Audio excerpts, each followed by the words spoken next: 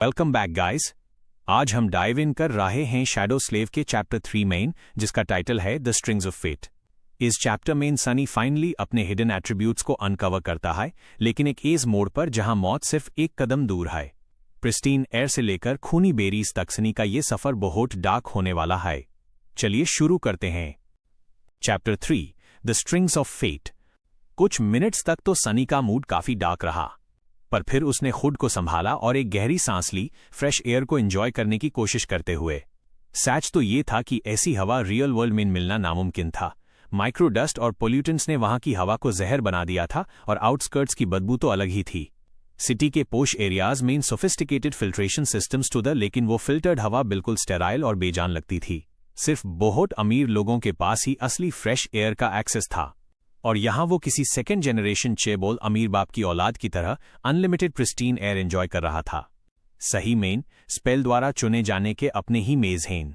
काश ये जालिम ठंड ना होती, पैरों में दर्द ना होता और उसकी कलाइयां और पीठ दर्द से ना टूट रही होता। स्लेव कारवां धीरे धीरे पहाड़ पर चाद रहा था। ज्यादा से ज्यादा स्लेव्स लड़खड़ा कर गिर रहे थे। एक दो बार तो ऐसा हुआ कि जो चलने लायक नहीं बचे, उन्हें चैन से निकालकर बिना किसी लिहाज के रास्ते से नीचे खाई में फेंक दिया गया। सनी ने उन्हें गिरते हुए थोड़ी हमदर्दी कंपैशन के साथ देखा। बेचारे लोग, rest in peace you pitiful souls. देखा जाए तो सनी अच्छे मूड में था। इस नाइटमेयर वाली तबाही के बीच खुश रहना थोड़ा अजीब था, पर शुक्र है कि सनी के पास खुद को प्रिपेयर करने का वक्त था। जब स्पेल के सिम्टम्स पहली बार दिखे थे, तब उसने इसे अच्छे से हैंडल नहीं किया था। 17 साल का होने से पहले ही मर जाना, कोई भी इस बात से आसानी से कॉम्प्रोमाइज नहीं कर सकता। लेकिन एन मेन सनी को इस हकीकत को अपनाने में सिर्फ कुछ दिन लागे। अपने पेरेंट्स की मेकशिफ्ट कब्र पर जाने के बाद, जो कि असलियत में सिर्फ एक पुराने पेड़ पर खोदी गई 2 लाइन्स थी, क्योंकि वो इतना गरीब था कि मेमोरियल फैसिलिटी में एक छोटी सी जगह भी अफोर्ड नहीं कर सकता था। सनी ने वहां अपने लिए एक तीसरी लाइन खोदी, और अचानक वो बिल्कुल रिलैक्स्ड और केयरफ्री हो गया। आखिर अब उस पेज कमाने, खाना ढूंढने या फ्यूचर प्लान करने की कोई चिंता नहीं थी। जब सबसे बुरा पहले ही हो चुका हो, तो डर किस बात का? तो स्लेव बनना और ठंड से मरना उसके लिए कोई बड़ा शौक नहीं था। वैसे भी उस पता था कि ठंड उस नहीं मारेगी, सिर्फ इसलिए क्योंकि उसने पहले ही देख लिया था कि पहाड़ के ऊपर कारवां का क्या अंजाम होने वाला है। जमीन पर बिखरी हड्डियों का वो ढेर अभी भी उसके दिमाग में ताजा था। पक्का कोई मॉन्स्टर्स का झुंड कारवां का खात्मा करने वाला था, और देखकर लग रहा था कि अटैक कुछ ही घंटों में होने वाला है। तो अभी भी उसके पास एक चांस था। मौके का फायदा उठाते हुए सनी ने अपने स्टेटस और रून्स को फिर से समन किया। पिछली बार वो एस्पेक्ट देखकर इतना भड़क गया था कि उसने एट्रीब्यूट्स को थिक से नहीं पढ़ा। भाले हाई वो एस्पेक्ट जितने इंपॉर्टेंट ना हो, पर एट्रीब्यूट्स अक्सर जिंदगी और मौत के बीच का फैसला करते हैं। ये आपके नेचुरल ट्रेट्स और अफिनिटीज बताते हैं, और कभी कभी पैसिव एबिलिटीज भी दीते हैं।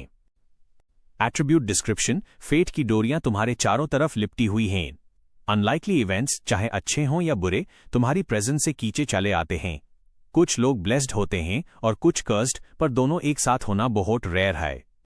Attribute description. तुम्हारे अंदर डिविनिटी की एक हल्की सी महक है, जैसे किसी ने बहुत पहले तुम्हें छूना हो। Attribute description. शैडोज तुम्हें अपना ही एक हिस्सा मानती हैं। इंटरेस्टिंग। सनी समझ गया कि उसकी सारी मुसीबतों की जड़ ये पहला एट्रीब्यूट फाइट ही है। पहली नजर में लगा कि शायद उसकी किस्मत में सिर्फ मरना लिखा है, पर डिस्क्रिप्शन पढ़कर समझ आया कि फेटेड होने का मतलब है कि उसके आसपास अजीब और गरीब चीजों के होने के चांसेस बढ़ जाते हैं। लगता है इसी वजह से मुझे ये सुपर रेयर पर यूजलेस एस्पेक्ट मिला, वो भी इतना अजीब वेरिएंट। अगर फेटेड उसका जन्मजात इनेट एट्रीब्यूट था, तो बाकी 2 टेम्पल स्लेव एस्पेक्ट से आए थे। तो सिंपल था, इससे ड्रीम रेल्म की कुछ सैक्रेड जगहों में एंट्री मिलती और सॉर्सरी में हेल्प होती। पर ना यहाँ कोई सैक्रेड जगह थी, और ना हाई सनी का सॉर्सरी से कोई लेना देना, तो ये भी बेकार था। चाइल्ड ऑफ शैडोज थोड़ा हटके था। उसने इसके बारे में पहले कभी नहीं सुना था, और ना ही पता था कि ये क्या करता है जब तक सूरज पहाड़ के पीछे नहीं छुपा और आसमान में अंधेरा नहीं हुआ।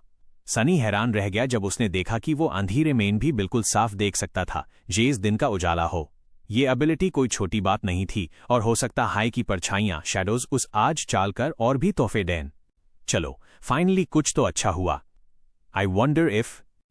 कैरावान रोको, कैंप की तैयारी करो। हेड सोल्जर के ऑर्डर पर सारे स्लेव्स रुक गए और थाक हार कर जमीन पर गिर पड़े। रास्ते का वो हिस्सा थोड़ा चौड़ा था, और एक बड़ी चट्टान की वजह से वहां हवा कम थी, पर फिर भी रेस्ट करने के लिए काफी ठंड थी।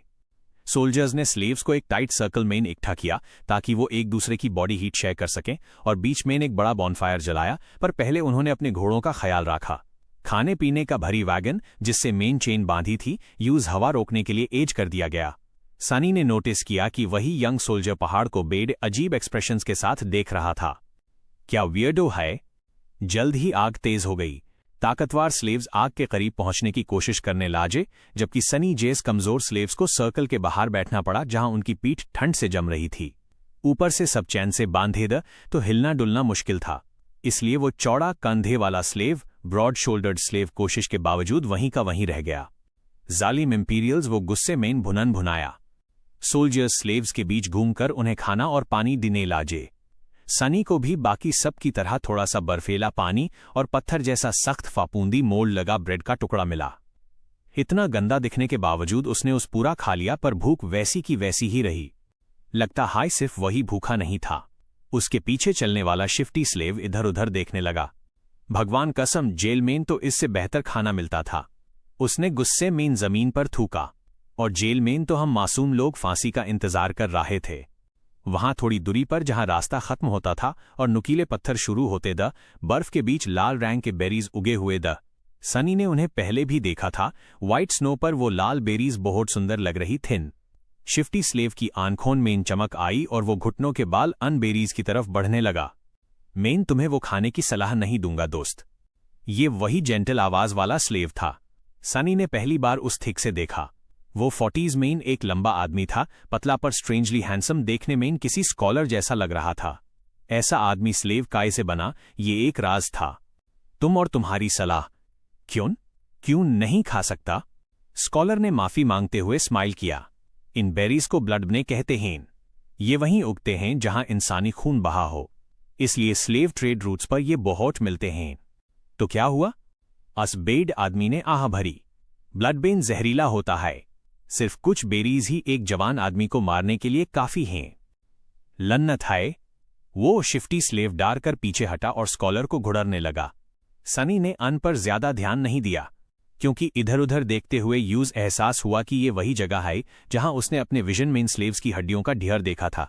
और उस पूरा यकीन था कि जिस चीज ने अन सबको मारा था वो बस होने ही वाला है। जैसे उसकी बात का जवाब डीट हुए, ऊपर से एक गरजने की आवाज आई और अगले हाई सेकंड आसमान से कोई बहुत भरी चीज नीचे गिरी। सनी को लग रहा था कि उसके पास तैयारी के लिए वक्त है, पर फेट को कुछ और ही मंजूर था।